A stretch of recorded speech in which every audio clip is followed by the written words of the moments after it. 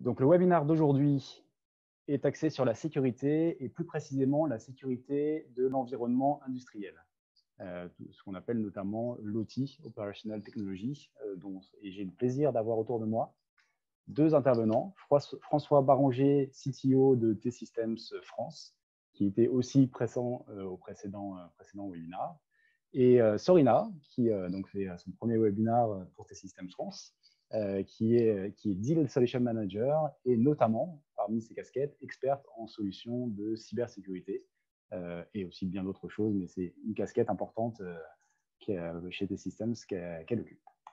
Je vais tout d'abord laisser la parole à François pour démarrer ce webinaire. Merci beaucoup, Christophe.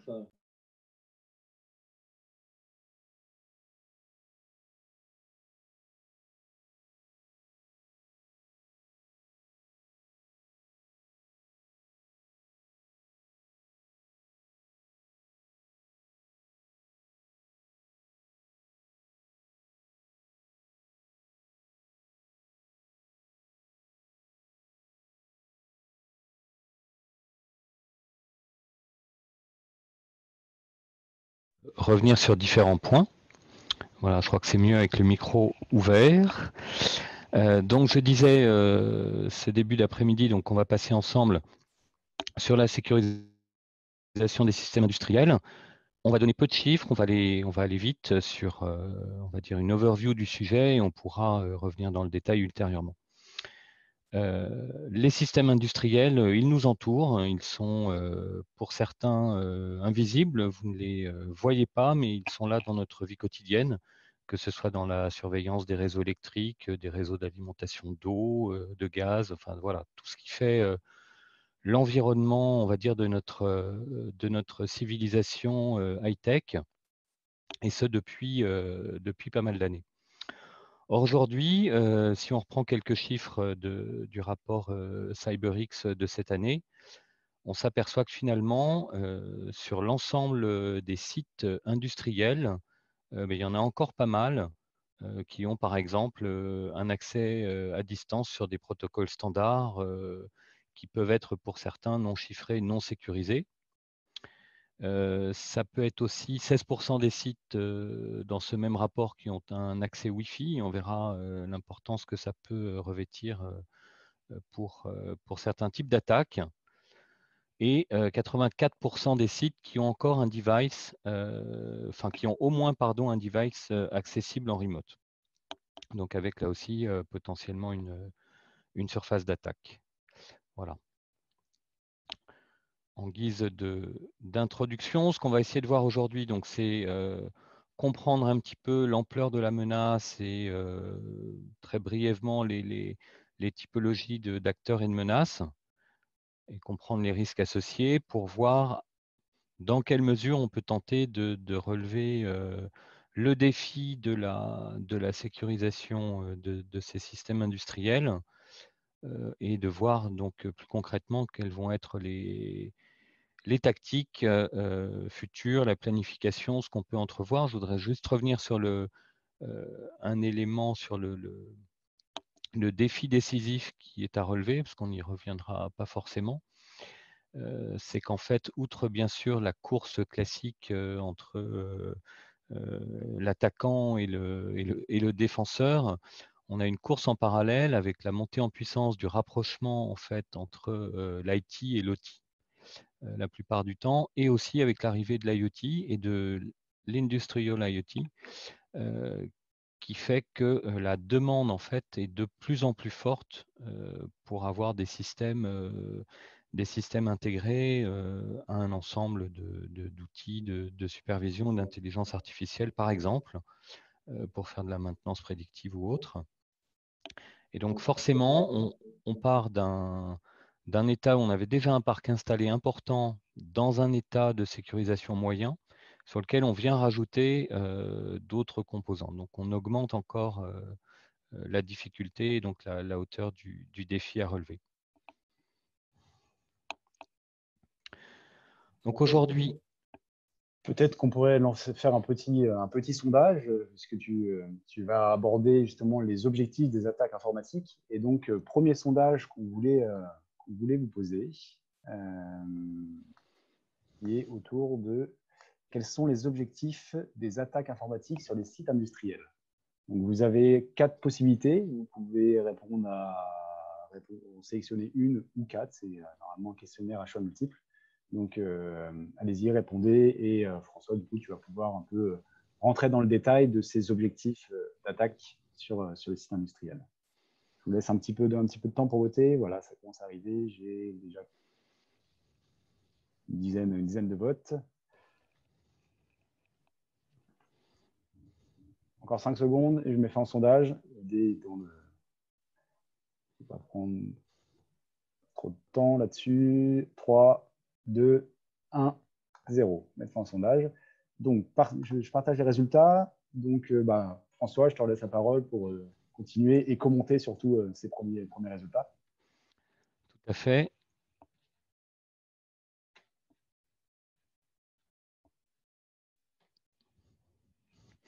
Merci. Donc, effectivement, des attaquants avec des objectifs très variés. Ce qui va être intéressant, et donc vous avez mis en tête de vos réponses le gain monétaire, on va y revenir, suivi des perturbations. Il est vrai que derrière beaucoup d'attaques peuvent se cacher, par exemple, des mafias ou des groupes de hackers à visée purement monétaire. On voit même apparaître aujourd'hui des ransomware OT, on va dire, enfin, ou ICS oriented. Même si, je dirais, la plupart du temps, ce qu'on voit, donc je vais aller un petit peu contre les résultats du sondage et plutôt insister sur les 2 derniers points, l'instabilité géopolitique et l'effondrement économique.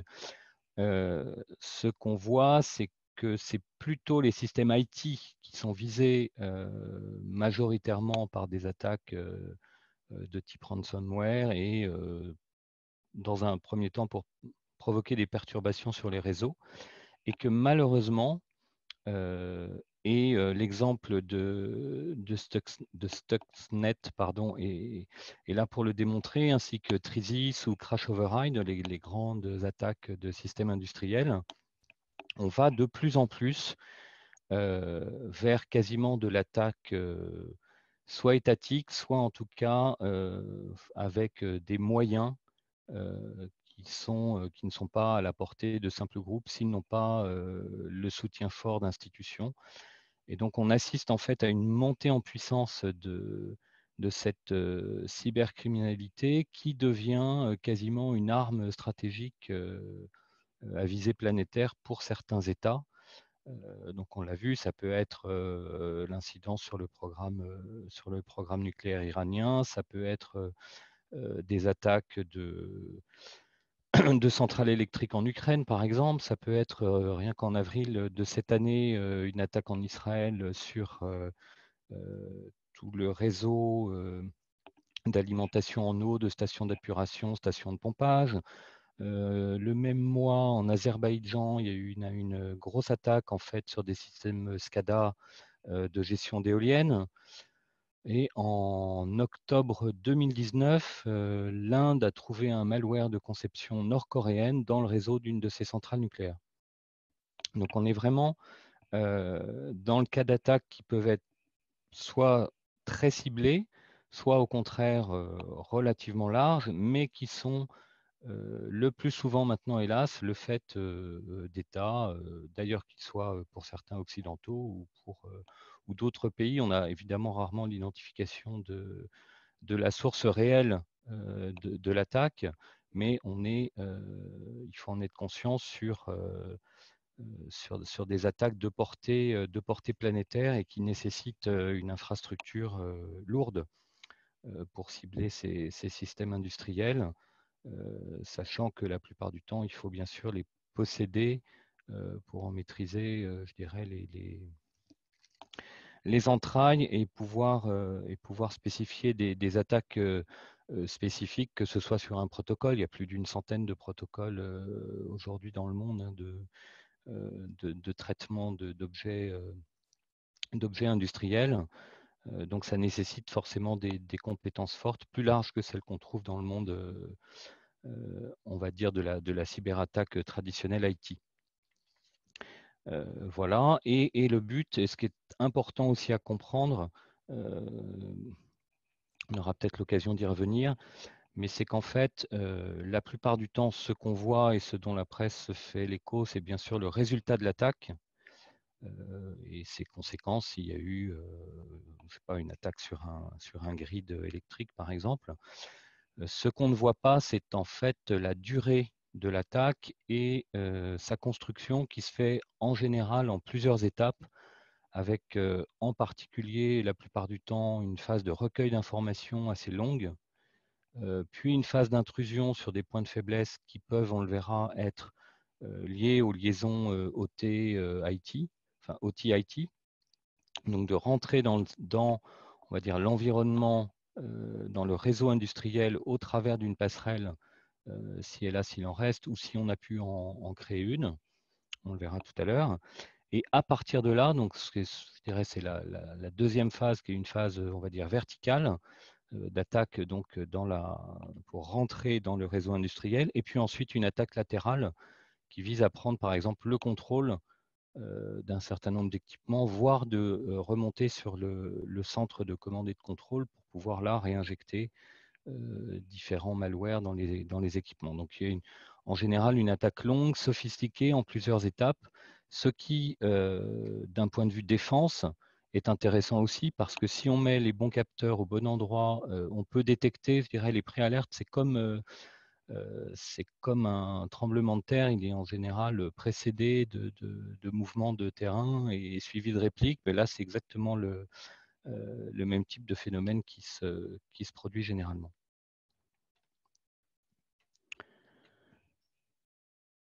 Donc oui, pour revenir à la question du sondage, toutes les réponses sont vraies, mais hélas, on va de plus en plus vers les deux dernières. Et puis, donc je le disais tout à l'heure, on est à la fois donc à un moment de l'histoire de l'IT qui est particulièrement complexe, puisqu'on va se trouver à la jonction de l'existant industriel, de l'existant IT et au travers de l'IoT, entre autres, du merge de plus en plus fort entre, en tout cas d'un point de vue utilisateur final, on va dire métier au sens large, la volonté de pouvoir profiter du meilleur des deux mondes. Hein, on parle souvent en IoT de twin, donc paralléliser, on va dire, les capteurs ou les systèmes analogiques avec des systèmes numériques pour pouvoir faire de la maintenance prédictive, par exemple, ou modéliser le comportement d'un certain nombre d'équipements qui n'étaient pas prévus à l'origine pour. Donc, de la même manière, c'est forcément très intéressant de pouvoir piloter d'un point de vue tableau de bord unique un ensemble d'équipements, qu'ils soient physiquement dans un réseau OT ou dans un réseau IT. Donc tout ça favorise finalement la surface d'attaque et les vecteurs de menaces qui peuvent se répandre. Donc à la fois, donc on le disait, capitaliser sur des systèmes obsolètes, donc un ensemble de systèmes, en particulier vieux systèmes Windows 2000, voire antérieurs, qui restent et qui ne sont plus patchés. On va avoir finalement tous les risques qu'on évoquait à combler le vide d'air. Donc, enfin, combler le vide d'air, c'est les systèmes industriels sont dans des normalement relativement étanches en matière de réseau. C'est évident, mais on voit de plus en plus de failles potentielles et d'attaques qui peuvent être relativement sophistiquées au travers en particulier du Wi-Fi. Ou si vous avez du Wi-Fi mal sécurisé sur un des sites industriels, des attaques vont pouvoir se produire soit depuis du téléphone portable et un scan de Wi-Fi depuis n'importe quel téléphone portable par exemple, soit des attaques plus sophistiquées de type drone qui vont pouvoir pénétrer un périmètre physique autour du site et capter un certain nombre de signaux et voilà, par différentes méthodes réussir à pénétrer le network OT. L'autre souci aussi à à prendre en compte, ça va être toute la chaîne d'approvisionnement. Donc, que ce soit d'un point de vue facteur humain, qui est, on ne le rappellera jamais assez, quand même le risque en partie principal dans beaucoup d'attaques, hein, le vol de password, la non-sécurisation de password, des attaques physiques, voilà, un certain nombre d'éléments liés bien sûr aux opérateurs humains. Et donc ça peut se jouer donc au niveau de la chaîne d'approvisionnement. Et puis on voit de plus en plus aussi de risques d'attaque liés au hardware lui-même, où en fait vous introduisez dans la chaîne d'approvisionnement des équipements qui arrivent déjà attaqués et que vous mettez dans les sites industriels. Donc il faut, à l'heure où du flux tendu, de la mondialisation et de chaînes qui tournent en 24/7, être voilà, particulièrement vigilant sur ce nouveau type de menace par rapport à ça. Et puis, dernier point, et j'en finis, je vais laisser la parole à Sorina, mais bien sûr, toutes les vulnérabilités qui arrivent avec l'IoT et l'IoT industriel, puisque tout le monde connaît maintenant, j'imagine, la blague qui circule et qui, vous savez tous ce que signifie le S dans IoT, le S pour sécurité. Voilà. Sorina, je te laisse continuer. Merci François. On a reçu un question, commentaire.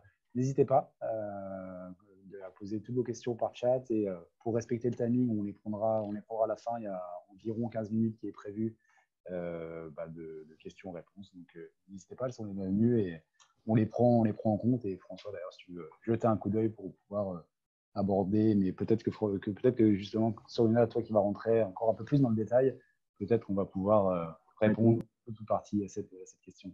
Sorina, à toi, explique-nous un peu quelle est l'ampleur d'ailleurs du problème, comment comprendre et évaluer les risques. Maintenant qu'on a vu les attaques et comment les vecteurs de menaces évoluent, essayons à comprendre les risques et surtout évaluer l'ampleur du problème. Tout d'abord, il faut mentionner qu'il y a une grosse différence entre l'IT et ce qu'on appelle OT, Operational Technology. On a un environnement où les systèmes fonctionnent souvent 24/7 et la disponibilité est critique. C'est la plus importante. On parle du uptime pour ces systèmes-là. Pour autant, on trouve, et c'est de nombreuses études qui ont été faites, mais je vais citer celui de CyberX fait en début d'année, qui montre que 62% des sites interrogés exploitaient des systèmes obsolètes avec Windows Server XP ou Windows 2000. Tout cela en sachant les vulnérabilités que ce système apporte, vu qu'elles sont plus patchées et elles sont plus à jour sur les dernières failles et vulnérabilités de sécurité. Et tout cela vient dans un moment où surtout le business demande la transformation digitale. Comme François disait tout à l'heure, on a le IoT industriel qui augmente en utilisation et cela arrive avec beaucoup d'avantages, mais aussi des risques parfois inconnus. Comme ça, on arrive à voir que les risques sont nombreux et cela pose des problèmes réels. Et on a eu vraiment un fait peut-être historique. Il y a exactement un an, quand Microsoft a fourni des correctifs sur des failles sur le protocole de connexion à distance pour des systèmes d'opération, y inclut Windows XP et Windows 2000. Donc, les failles sur ces protocoles et surtout sur les systèmes obsolètes sont bien connues et sont pour autant encore un point critique pour tous dans le monde de cybersécurité. Voyons maintenant quels seront les premiers pas à faire pour se diriger vers une situation de contrôle de la sécurité de votre environnement industriel. Bien que cela est un défi qui peut sembler assez insurmontable, on vous propose quelques étapes à faire pour arriver à ce niveau-là, avoir une défense stratégique. Et la première chose que je veux mentionner, c'est que on est tous dans le même bateau. Quand il y a une attaque, il n'y a plus de différence entre qui est utilisateur, qui est fournisseur, qui est vendeur. On travaille tous pour minimiser les impacts et pour revenir dans un état de stabilité et surtout revenir à la disponibilité de nos systèmes critiques dont on parlait tout à l'heure. Et maintenant, qu'est-ce qu'il y aura? Le premier pas à faire, ça va être de réaliser des scans de vulnérabilité et surtout identifier tous les actifs que vous avez dans l'environnement industriel. Cela vous permettra d'avoir et comprendre l'ampleur du problème. Et c'est important d'organiser les vulnérabilités selon la criticité. Et comme ça, on voit quels sont les correctifs à appliquer en priorité. Tout cela en étudiant aussi un modèle sur quelles menaces peuvent viser quelles vulnérabilités. Ça, ce sont des technologies qui nous permettent d'avoir ces résultats et qu'on doit profiter de les mettre en déploiement.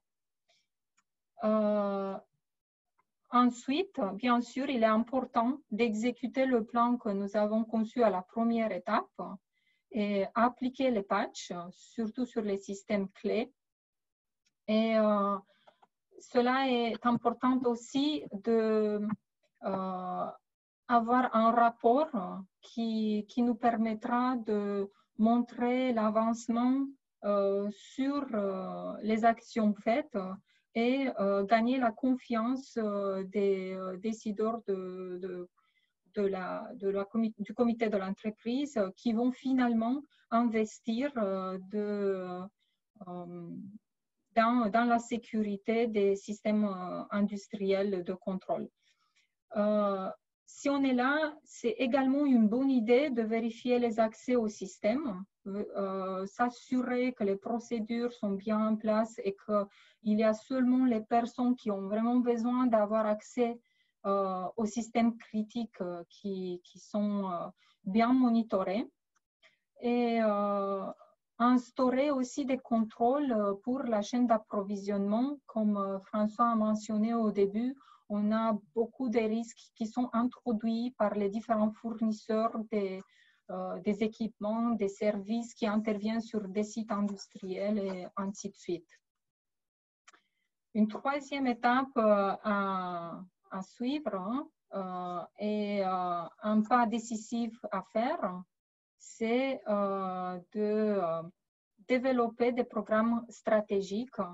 Une fois avancé sur les plus critiques vulnérabilités à appliquer dans les délais les plus brefs, il est important de regarder au-delà de la simple réactivité et mettre en place des plans stratégiques qui comprennent des planifications sur les opérations de mise à jour, aussi d'analyser les systèmes de l'environnement pour supprimer les systèmes, par exemple, qui agissent en doublon et qui nous permet comme ça de réduire la surface d'attaque et aussi concevoir des processus qui nous permettent d'intégrer les périmètres critiques de l'OT dans le SOC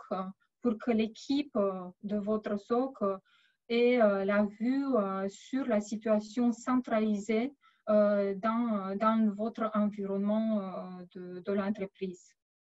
Un autre point important à mentionner ici, c'est de revoir les politiques de sécurité, si vous les avez déjà développées, qu'elles sont bien adaptées au processus et aux procédures que vous avez pour l'environnement industriel.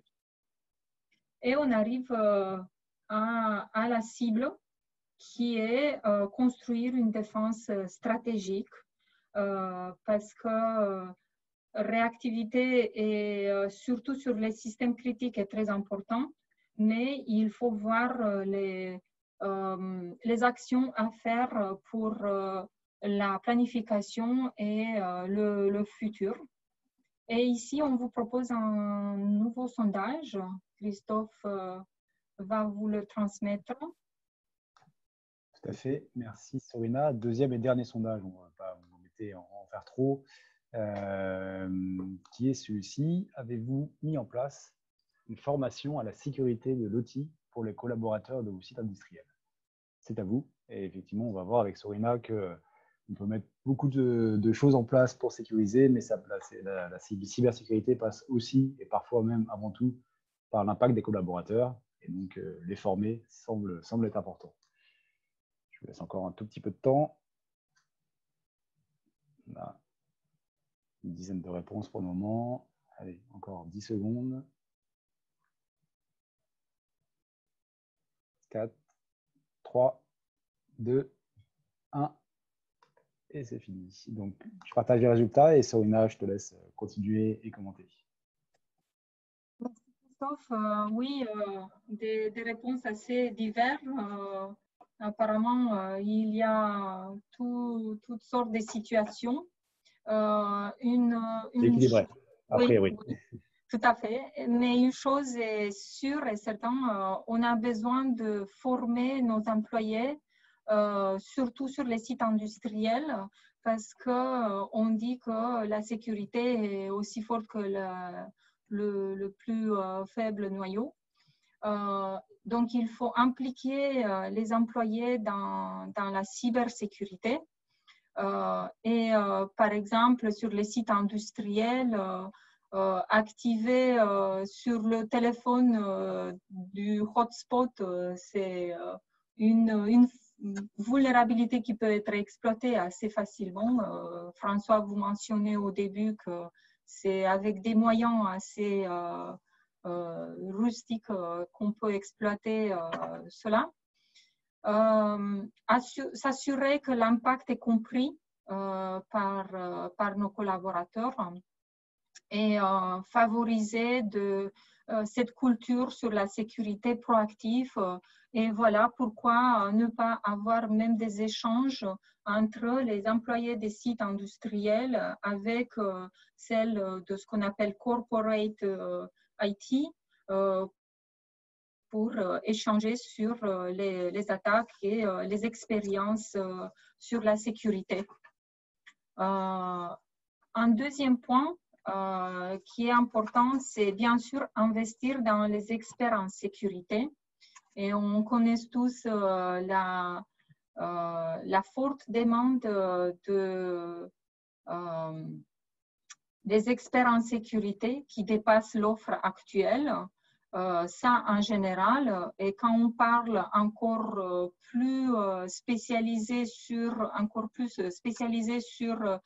la sécurité dans les systèmes de contrôle industriel, on a un assez faible œuvre. Donc, il faut soutenir les experts, il faut encourager leur progrès pour mélanger les compétences nécessaires pour rester en tête du jeu, pour investir et s'assurer qu'ils sont bien responsables pour la sécurité de sites industriels et surtout les systèmes qu'on supervise. Donc, c'est bien qu'on est en train et on a même des réponses comme que cela est déjà fait. On est bien content d'avoir cela comme résultat. Et bien sûr, si on parle des experts et la sécurité, je pense que vous avez dans la tête aussi le point de pourquoi ne pas utiliser la défense avec l'intelligence artificielle. Oui, c'est un point à encourager parce que les capacités de sécurité de nouvelles générations peuvent aider à combler le déficit des compétences. Néanmoins, on va certainement avoir un mix dans la défense future qui va combiner machine learning analysis avec la réactivité humaine. Et pour finir, on va vous dire que finalement, la stratégie n'est pas un état à un moment donné, c'est un état qu'on va avoir pour arriver à une amélioration continue qui va nous permettre de s'assurer que les routines sont bien respectées, on a un reporting transparent qui nous permet de montrer l'état de sécurité sur nos sites industriels à un moment donné et pour voir où les prochains investissements doivent être dirigés. Et du coup, arriver à les planifier dans la sécurité de systèmes critiques et investir de nouveau dans l'éducation à la sécurité et les experts clés. Oui, les points clés à retenir, comme je disais tout au début, utiliser la technologie, ça vous aidera à vous donner une idée de l'ampleur du problème et aussi à vous aider à vous organiser pour cibler les vulnérabilités clés. Et cela vous permettra aussi de gagner du temps pour construire les stratégies à long terme. Bien sûr, la mise à jour des systèmes clés est importante et rationaliser l'environnement pour réduire la surface d'attaque que j'avais déjà mentionné et implémenter des protocoles pour la maintenance des systèmes. Et ici, on parle des protocoles qui visent les accès de tous les collaborateurs, y inclut les collaborateurs externes de nos fournisseurs, de nos partenaires qui font de la maintenance sur certains systèmes. Donc, voilà les points. Et bien sûr, un dernier, le point qu'on vient de discuter, l'éducation.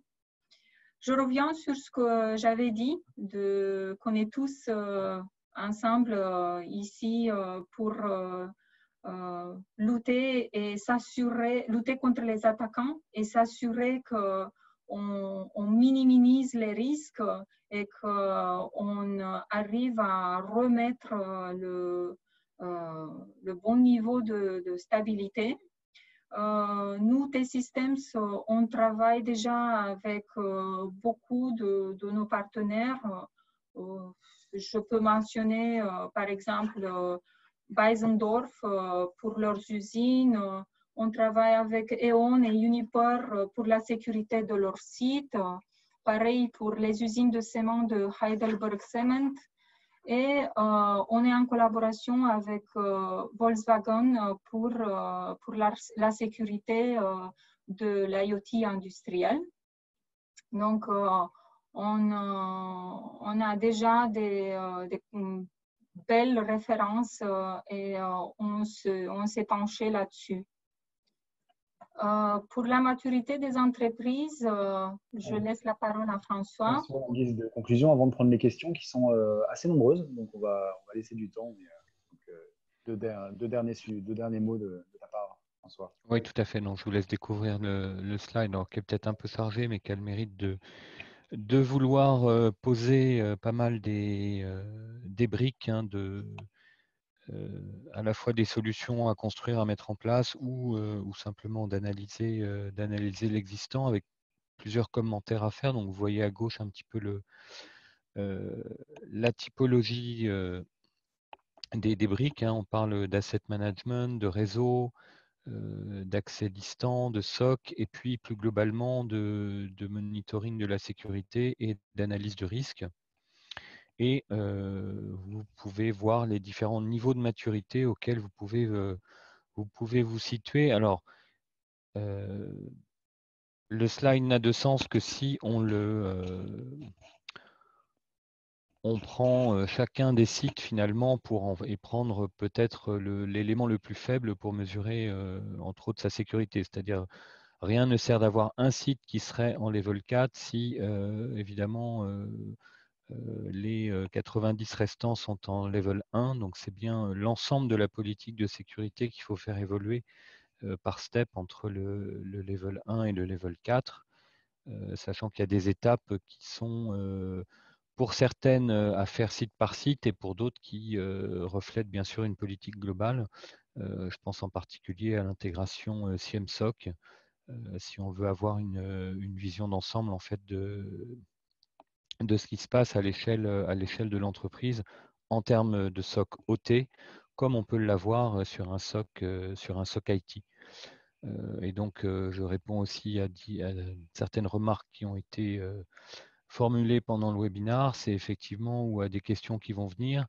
On n'aura pas le temps forcément de traiter la question, on va dire, des protocoles, des gateways qu'on peut mettre en place justement pour faire cette intégration au niveau SIEM ou SOC, mais il y a beaucoup de produits qui existent de manière passive et non intrusive pour récupérer finalement ce qui se passe et de manière unidirectionnelle, bien sûr, dans le réseau OT pour le remonter dans un réseau séparé à des fins d'alerte. Voilà, donc c'est important, entre autres, bien sûr, d'avoir un complet outillage de gestion des assets. C'est bien sûr l'élément de base, mais surtout d'avoir une CMDB ou une AMDB en termes d'asset management database qui soit parfaitement à jour et avec des processus de mise à jour en continu pour être certain de refléter l'état. Je passe bien sûr sur à l'étape 3, vous voyez entre autres toute la partie firewall industriel, donc j'imagine que c'est des choses qui sont déjà largement déployées, mais qui sont évidemment la base entre bien sûr la ségrégation des réseaux qui est le b.a.-ba, mais jusqu'à la mise en place de gateways unidirectionnels, d'architecture à 3, 4 niveaux autour de l'OT, comme vous devez aussi bien sûr les avoir déployés chez vous. Voilà, donc un ensemble de briques. Et pour couvrir ces briques, je vais pas faire trop long, pour couvrir ces briques, on dispose, alors on a pris l'exemple de T-System, mais d'un certain nombre de briques. Donc, Sorina va vous décrire plus en détail, mais qui vont pouvoir justement sur chacun des points, à l'aide de l'intégration d'outils du marché, d'outils partenaires, permettre de sécuriser ces différents éléments. Sorina. Oui, ça c'est une image de nos solutions proposées, une partie des solutions pour la sécurité des environnements industriels. Une première solution qu'on appelle Industrial Threat Protect Pro, qui vise à avoir la visibilité sur les actifs et avoir l'image sur toutes les connexions entre celles-ci. Et on peut aussi tester pour avoir les vulnérabilités et faire comme une carte sur quelles menaces peuvent exploiter ces vulnérabilités. Et il y a une question dans celle qu'on a déjà reçue, comment on va faire des scans de vulnérabilité pour des systèmes qui ne doivent pas être impactés. Et bon, la solution qu'on propose, elle est complètement passive et elle peut découvrir les vulnérabilités sur les systèmes sans qu'ils aient d'impact là-dessus. C'est une solution qui est basée sur la technologie de CyberX. Un autre point important et qu'on a traité avec la solution Industrial Network Protect Pro, ce sont des solutions pour faire la segmentation au niveau réseau des firewalls industriels qui gèrent les protocoles notamment du monde OT.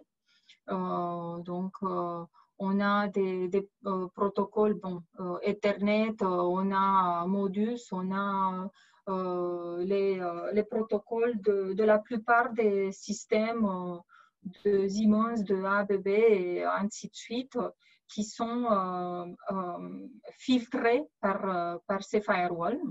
Et ici, on a eu la technologie utilisée par nos solutions et Radiflow. Une autre solution qui est déjà déployée avec certains de nos clients, c'est celle de Industrial Access Protect Pro, qui vise le contrôle des accès des utilisateurs et des identités sur les systèmes critiques industriels. Et c'est une solution qui permet aussi d'avoir des accès à distance, mais l'avantage de cette solution est que la connexion à distance est faite de l'extérieur, pardon, de l'intérieur vers l'extérieur, donc c'est outbound connection, c'est fait de manière sécurisée.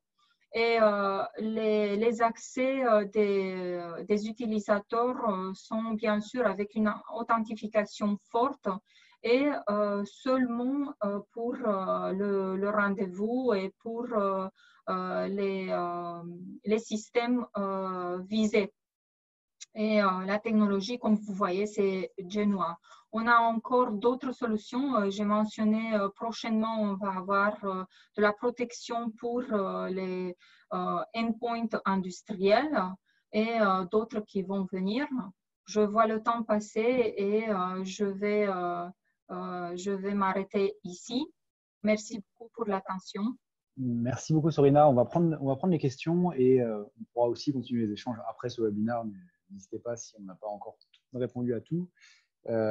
Parmi les différentes questions que j'ai pu avoir, il y en a une qui est plutôt prospective. On va commencer par celle-ci. François, peut-être. Question reçue, comment les sujets de sécurité influent sur le déploiement de l'industrie 4.0 ? On est stratégique, prospective. François, peut-être un mot là-dessus? Je dirais ça ramène à...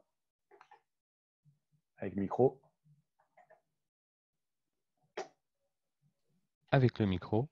Ça ramène un petit peu à l'introduction que je faisais. C'est effectivement au cœur de la problématique. Donc ça suppose bien sûr d'avoir franchi certains niveaux de maturité, donc comme on le voyait sur le slide en 4 niveaux. Donc avant d'aller poser, je dirais, des éléments d'industrie 4.0, il faut être déjà dans un environnement relativement sécurisé, puisqu'on va, on va finalement augmenter le nombre de devices, voire la surface potentielle d'attaque si on ne s'y prépare pas. Il n'y a pas de raison que, enfin, on est de plus en plus dans un monde, du coup, dans un monde IP. Donc voilà, il y a de plus en plus de risques aussi. Il y a l'IoT qui vient, il y a tout ce qui est la connexion temps réel, machine to machine. On voit évidemment l'impact que pourra avoir la 5G, en particulier sur ce machine to machine. L'arrivée du edge computing comme solution aussi. Donc tout ça fait que le besoin de sécurisation il n'a jamais été aussi important. Et pour l'instant, ça n'est pas, je dirais, ça n'est pas un frein au déploiement, mais ça doit être une préoccupation maximale. On a une question, mais Sorena, tu viens d'y répondre un peu, mais tu veux peut-être la généraliser pour l'ensemble de l'audience. On avait notamment une question qui était par rapport à la possibilité d'avoir, oui, d'avoir un support quand l'OS n'est plus supporté par l'éditeur. Et il y avait une question aussi sur les firewalls basés sur les signatures pour IPS ou analyse de trame. Est-ce que tu veux en dire un mot, comme si tu as commencé à y répondre par chat? Oui, j'ai répondu un petit peu dans le chat. Oui, donc ce sont des solutions qui visent la sécurité sur les systèmes qui sont aussi sur les OS assez anciennes. Mais bien sûr, cela se limite au poste en question. Donc, il y a quand même des points et des risques à regarder avant d'appliquer toute protection sur... pardon. C'est bon? OK. Je pensais que le microphone est coupé. Donc, je disais qu'il faut d'abord voir quelles sont les vulnérabilités, donc les risques, avant d'appliquer la protection sur les postes de travail. Et ça nous amène aussi au point de patcher des systèmes critiques pour lesquels on n'a pas de fenêtre de maintenance. C'est vrai que c'est un point assez important et difficile à gérer. Parfois, quand on a des risques assez importants, il faut les traiter avec le business et trouver une fenêtre de disponibilité pour arriver au bon niveau de sécurité. Si cela n'est pas possible, on peut s'imaginer une architecture en disponibilité,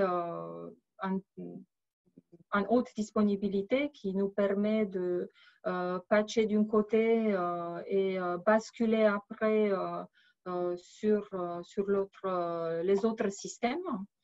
Ou finalement, si on se décide que les systèmes ne peuvent pas être patchés pour des raisons encore plus compliquées que seulement avoir une fenêtre de maintenance, mais aussi pour avoir la stabilité du système qu'on a connu depuis la plupart du FAD pendant des années.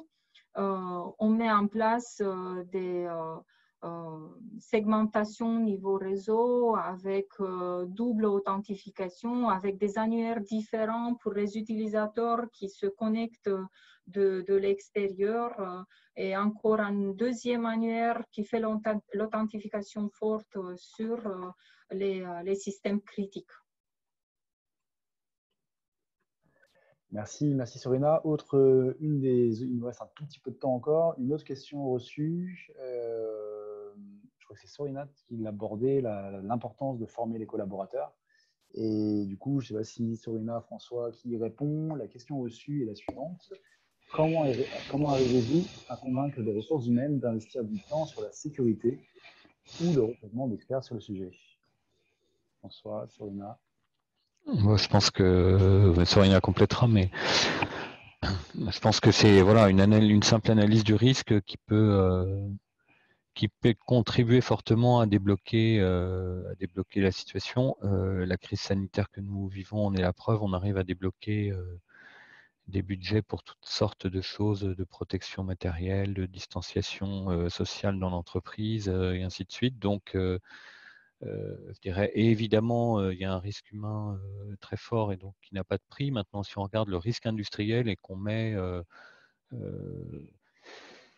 on le met en équation, on est très vite à des sommes forcément astronomiques sur soit l'arrêt d'un site industriel, et donc la perte de productivité, soit si on est sur des systèmes de type raffinerie, de type centrale électrique, là on est carrément sur des risques qui dépassent presque le cadre de l'entreprise, donc qui ont des conséquences relativement complexes à calculer, et j'imagine que ça fait partie de toutes les polices d'assurance liées au monde industriel que de couvrir l'ensemble de ces risques.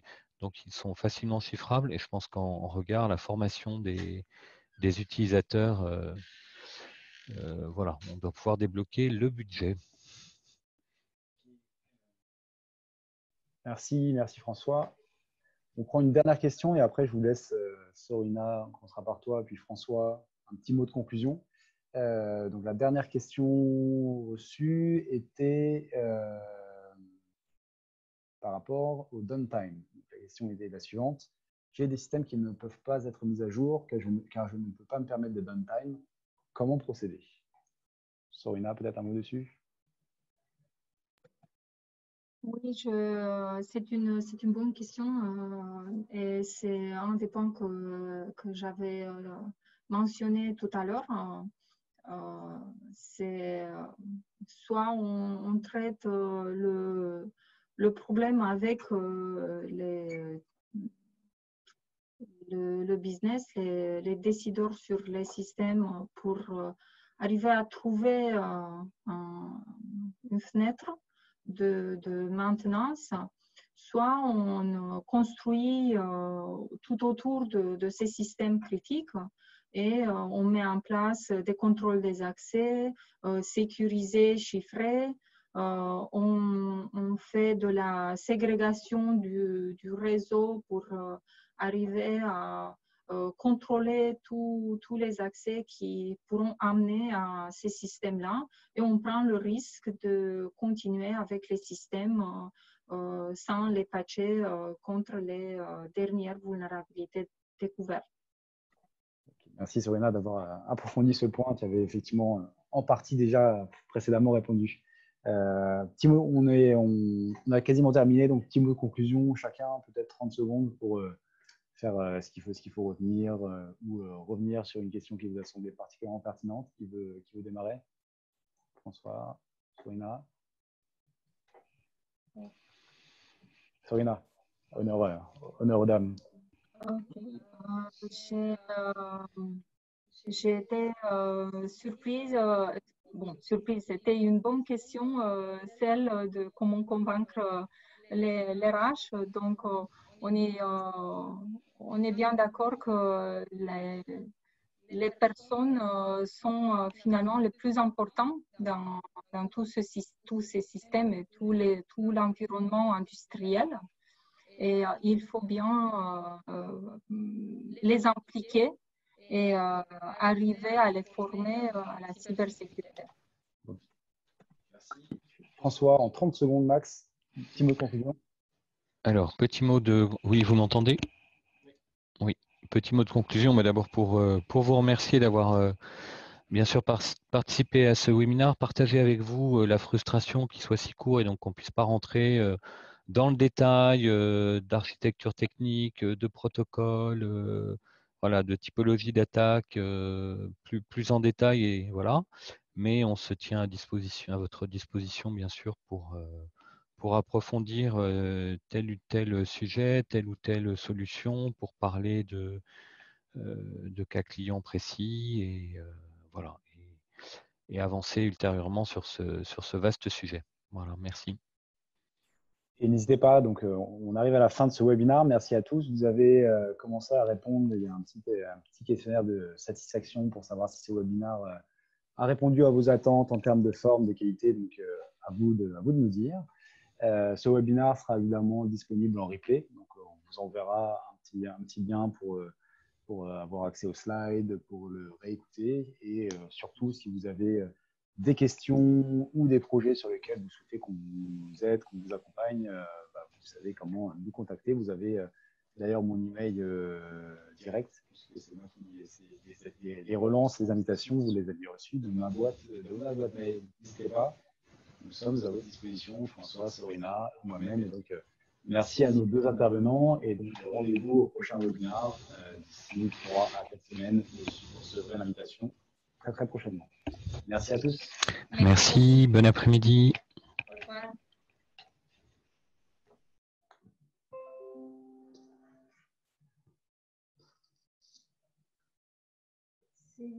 C'était qui?